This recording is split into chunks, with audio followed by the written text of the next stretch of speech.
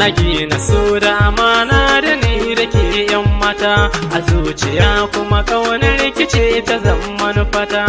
babu ke ya zanyo sarauniyar yan mata bakin ki ban san shi a zuciya dare ko rana.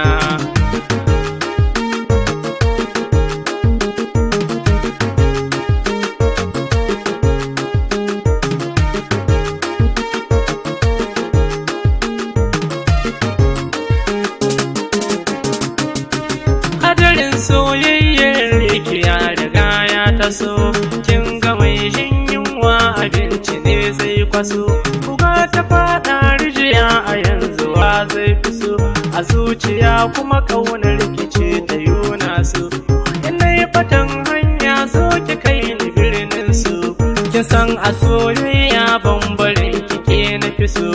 azabtuwar ciwon san ki ta riga ta taso ciwo na kaunar ki a zuciyarsa yayo rauni.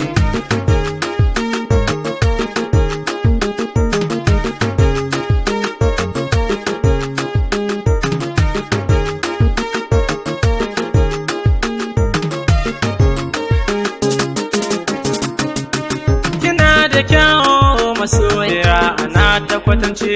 kin ga kaunar ki a zuciyarsa tayo zarce na zama kamar mai saurayi a suna na ce da san ki zan kare rayuwa ta ni na zarce ki san a soyayya bambarin kike na dace tawisa mai kyawun kwalliya ana ta kwatance ki zo mu hau jirgin so da ke mu yo zarce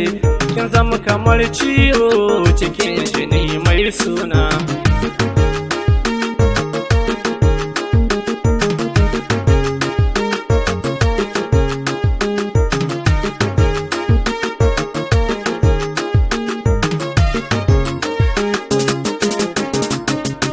Kasan ki ya zama ciwo cikin jini mai tsanani man kishi ne sauki na cutar magani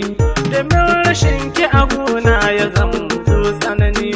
idanuwa sun ganki kice suke nuni kin san fagen su mun zarce laila har majanu ne kin san makaho wallahi bai bukatar nuni ki zo mu hau tsaune ne da ke na yo nuni mu hangi lambun su ne da ke kwaba mu ne ina ji muryar ki tana saka ni in yi sukuni ina ga fuskar ki tana cire ni dukkan kunci.